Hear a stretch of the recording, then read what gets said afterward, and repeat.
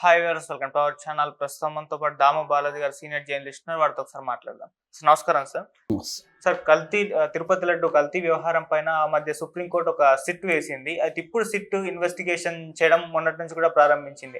అయితే SIT investigation లో కొన్ని కీలక అంశాలు బయటపడ్డాయి అని చెప్తున్నారు సార్. అంటే తిరుపతి లడ్డు కల్తీ జరిగింది అన్న దానికి ఆధారాలు ఉన్నాయన్నట్టు కూడా వాళ్ళు వ్యక్తపరుస్తున్నట్టుగా వార్తలు వినిపిస్తున్నాయి సార్. మరి దీనివల్ల జగన్మోహన్ రెడ్డి గారికి ఇబ్బంది తప్పదని కూడా అంటున్నారు.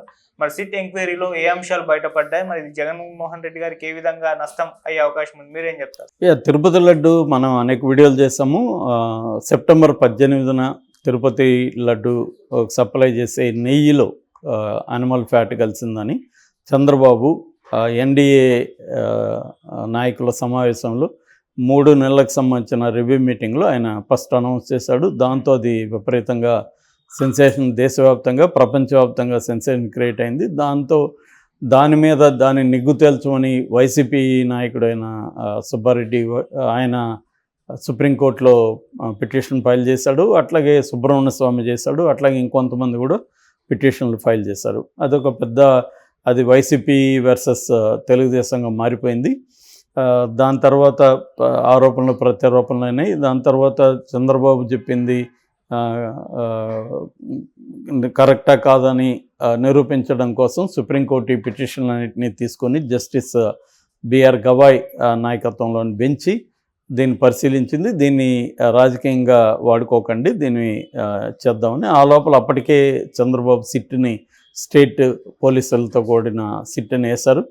అయితే కోర్టు ఈ సిట్ని పక్కన పెట్టి ఒక 5 మందితో కూడిన ఒక సిట్ని ప్లాన్ చేసింది. అదేంటంటే సిబిఐ డైరెక్టర్ ఆధ్వర్యంలో సిబిఐ నుంచి 2 ఆఫీసర్లు ఉండాలి, స్టేట్ గవర్నమెంట్ ఇద్దరు ఆఫీసర్లు ఉంటారు. తర్వాత ఎస్ఏఐ అంటే food security and food safety and standard authority of India అనే దానికి సంబంధించి ఒకరు ఉండాలి అనేది అక్టోబర్ 4న సుప్రీంకోర్టు చెప్పింది. దానికి సంబంధించి ఆ తర్వాత సిబిఐ డైరెక్టర్ ఆధ్వర్యంలో ఒక 5 మందితో కూడిన సిట్టు నియమించారు. 5 మంది ఎవరు అంటే CBI joint director Hyderabad Veeresh ప్రభు, తర్వాత వైజాగ్లో ఉండే SP rank CBI officer Murali Rambha, వీళ్ళిద్దరు సిబిఐ నుంచి. ఇటు ఆంధ్రప్రదేశ్ పోలీసు నుంచి గుంటూరు రేంజ్ ఐజీ సర్వశ్రేష్ఠ త్రిపాఠి, తర్వాత వైజాగ్ రేంజ్ డిఐజీ గోపీనాథ్ జట్టి, వీళ్ళు 4. వీళ్ళు కాకుండా food safety and standard authority of India నుంచి సత్య పండ, వీళ్ళు 5 మందితో కూడిన సిట్ అనేది ఏర్పాటైంది. వీళ్ళకి మొత్తం 30 మంది పోలీసుల్ని సహాయం చేయడానికి ఇచ్చారు. అందులో 4 డిఎస్పీలు ఉన్నారు, 8 సిఐలు ఉన్నారు, 2 ఎస్ఐలు ఉన్నారు. వీళ్ళు కాకుండా పోలీసులు ఉన్నారు. అంటే వీళ్ళకి రకరకాల అవసరాల కోసం తిరుపతిలో అలిపిరి దగ్గర గరుడ స్టాచ్యూ దగ్గర భూదేవి కాంప్లెక్స్లో వీళ్ళకి ఆఫీస్ కానీ అకామిడేషన్ అంతా కూడా టీటీడీ ప్రొవైడ్ చేసింది. వీళ్ళు ఇప్పుడు రంగంలో ఎదిగారు.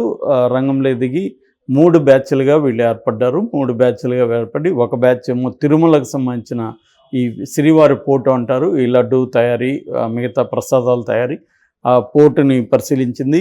వీళ్ళు ఎట్లా చేస్తున్నారు, దాని స్టోరేజ్ ఫెసిలిటీ ఎలా ఉంది, తిరుమలలో ఈ లడ్డుని టెస్ట్ చేసే ల్యాబ్ పరిస్థితి ఎలా ఉంది, ఇవన్నీ కూడా తిరుమలలో మొత్తం కూడా వాళ్ళు పరిశీలించారు.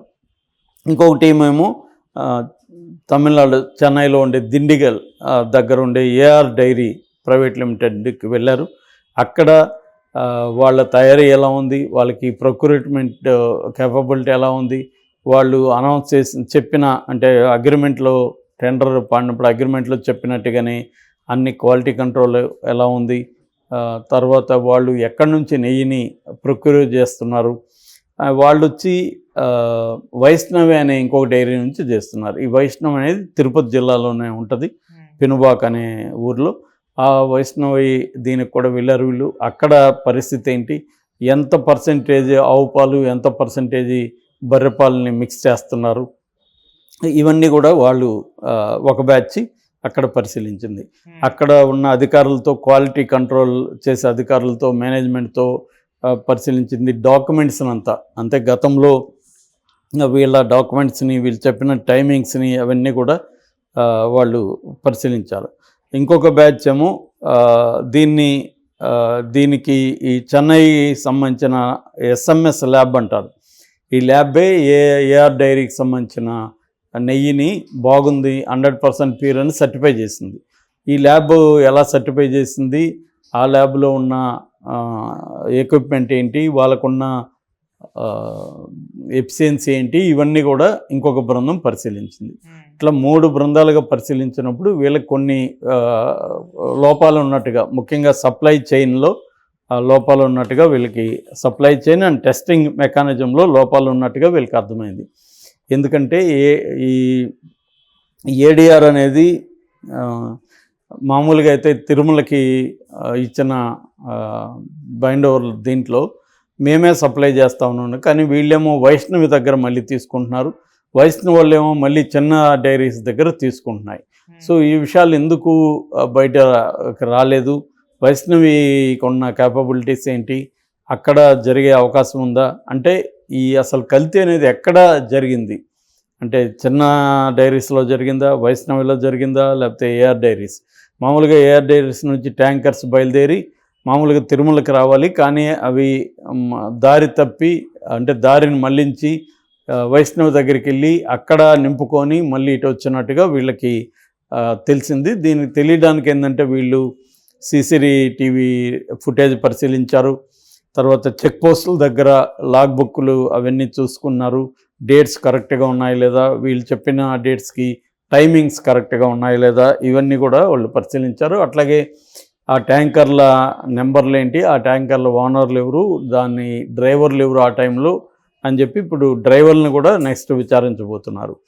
సో ఈ మొత్తం ఇన్వెస్టిగేషన్ని వాళ్ళు నిన్న సిబిఐ డైరెక్టర్కి వీడియో కాన్ఫరెన్స్లో క్లియర్గా మొత్తం సబ్మిట్ చేశారు. ఇప్పటి వరకు తాము ఎలాంటి విచారణ జరిపాము, ఏ పద్ధతిలో విచారణ జరిపాము, ఇందులో ఎటువంటి సమస్యలు ఇప్పటివరకు వాళ్ళకి అర్థమైనాయి, ఇంకా ఏమేమి చేయాలి అన్న దగ్గర ఆయన గైడెన్స్ తీసుకోవడానికి పెట్టారు. ఇంకొక డిఎస్పి ఈ సర్వశ్రేష్ఠి ఆయన త్రిపాఠి దగ్గరికి ఒక రిపోర్ట్ తీసుకొచ్చాడని చెప్తున్నారు. సో వీళ్ళందరూ మళ్ళీ కూర్చొని ఇప్పటివరకు ఏమేమి జరిగిందని. అయితే ఇప్పటివరకు జరిగిన దాంట్లో ఒక సంచలనంగా ఉన్న విషయం ఏంటంటే, ఏడిఆర్ అనేది డైరెక్ట్గా నెయ్యిని తాము ప్రొడ్యూస్ చేసి సప్లై చేయట్లేదు, వాళ్ళు వైష్ణవి డైరీ దగ్గర నుంచి తీసుకుంటున్నారు. వైష్ణవి డైరీ ఇంకొక 2 చిన్న డైరీస్ నుంచి తీసుకుంటున్నారు. సో ఇదంతా వాళ్ళు టెండర్ వేసినప్పుడు ఎందుకు చెప్పలేదు, దీంట్లో ఉన్న ఇబ్బందులు ఏంటి అనేది వాళ్ళు చేస్తున్నారు. అంటే సప్లై చైన్లోనే ఈ ప్రాబ్లం ఉంటే ఖచ్చితంగా అది క్వాలిటీ ఎఫెక్ట్ అయ్యే అవకాశం ఉంది. సప్లై చైన్లో ఉన్న లోపాలని పరిష్కరిస్తే భవిష్యత్తులో కూడా ఇటువంటివి రాకుండా సప్లై చైన్ ఎలా ఉండాలి, టెస్టింగ్ ప్రొసీజర్ ఎలా ఉండాలి. అంటే 3 అంచెలుగా తిరుమలలో టెస్ట్ చేస్తారన్నారు కదా, ఎవరి దీన్ని వీళ్ళు పరిశీలిస్తున్నారు. అట్లాగే వాళ్ళు టీటీడీ అక్కడ ఈఓ శ్యామలరావు గారిని కూడా కలిశారని చెప్తున్నారు నిన్న. సో అట్లాగే రిజెక్ట్ అయిన గతంలో శ్యామలరావు చెప్పిన దాని ప్రకారం రిజెక్ట్ చేశారు వీళ్ళు. అంతకుముందు జగన్ ప్రభుత్వం చెప్పింది కూడా ఏంటంటే, మేము కూడా రిజెక్ట్ చేశామని జగన్కి సంబంధించిన వైసీపీ పార్టీలు అనేక మంది చెప్పారు. సో వీళ్ళు రిజెక్ట్ చేసినారని చెప్పుతున్న నెయ్యి పరిస్థితి ఏంటి, దానికి ఎస్ఎంఎస్ ల్యాబ్ ఎలాంటి సర్టిఫికేట్ ఇచ్చింది, మరి ఎస్ఎంఎస్ ల్యాబ్ సర్టిఫికేట్ ఇస్తే ఎందుకు వీళ్ళు రిజెక్ట్ చేయాల్సి వచ్చింది, దానివల్ల ఎక్కడ ఇది కల్తీ అనేది జరిగింది. అట్లాగే మనం చూసాము NDDB national dairy development board వాళ్ళకి సంబంధించిన కాఫ్ అనే ఇన్స్టిట్యూట్ ల్యాబ్ ఇచ్చిన రిపోర్ట్లోనే ఫస్ట్ ఇది బయటకు వచ్చింది, ఈ animal fat and vegetable fat కలిసినట్టుగా. కాకపోతే వాళ్ళు డిస్క్లైమర్ కూడా ఇచ్చారు, ఎందుకంటే ఇది ఈ పశువుకు సంబంధించిన మేతలో కూడా ఈ కల్తీ జరగచ్చు. రెండోది టెక్నికల్ ప్రాసెస్లో, పాలను నెయ్యిగా మార్చే టెక్నికల్ ప్రాసెస్లో జరగచ్చు. మూడోది మేము ఇచ్చిన రిపోర్టు కూడా ఫాల్స్ పాజిటివ్ ఉండొచ్చు అనే డిస్క్లైమర్ కూడా వాళ్ళు ఇచ్చారు. ఇప్పుడు దాన్ని వీళ్ళు మళ్ళీ మొత్తం పరిశీలిస్తున్నారు. సో అసలు వీళ్ళు ఏంటంటే బేసిక్గా అసలు నెయ్యిని ఎలా అంటే పాలను ఎలా వీళ్ళు ప్రొక్యూర్ చేస్తున్నారు, దాన్ని ఎలా మారుస్తున్నారు, ఆ మార్చే దానికి సంబంధించిన స్టాండర్డ్స్ ఫాలో అవుతున్నారా లేదా, ఇవన్నీ సిబిఐ ఆధ్వర్యంలో సిట్ పరిశీలిస్తుంది.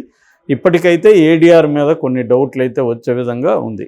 దీన్ని మరి జగన్కి సంబంధం అంటే అది ఎలా ఎస్టాబ్లిష్ చేస్తారని చూడాలి. ఎందుకంటే జగన్ గవర్నమెంట్లో దీనికి టెండర్లో ఇచ్చారు, కానీ జగన్ గవర్నమెంట్లో వీళ్ళు సప్లై జూన్ నుంచే మేము సప్లై చేస్తాము అనేది వాళ్ళు చెప్తున్నారు. సో కాబట్టి జగన్ ఇచ్చారు కాబట్టి ఇలాంటి దానికి ఇవ్వడంలో ఏమన్నా టెండర్ ప్రక్రియలో ప్రాబ్లమ్స్ ఉన్నాయనేది కూడా సిట్ చూస్తుంది.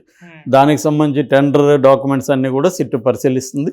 అక్కడేమన్నా తప్పులు జరుగుంటే ఖచ్చితంగా జగన్ ప్రభుత్వం మీద బాధ్యత ఉంటుంది. ముఖ్యంగా అప్పుడు టీటీడీ బోర్డులో ఎవరున్నారు, సుబ్బారెడ్డి కావచ్చు, తర్వాత కరుణాకర్ రెడ్డి కావచ్చు, వీళ్ళ బాధ్యత వహించాల్సి ఉంటుంది. సో సిట్టు దీన్ని బట్టి పరిశోధన బట్టి దాంట్లో తేలే అంశాలలో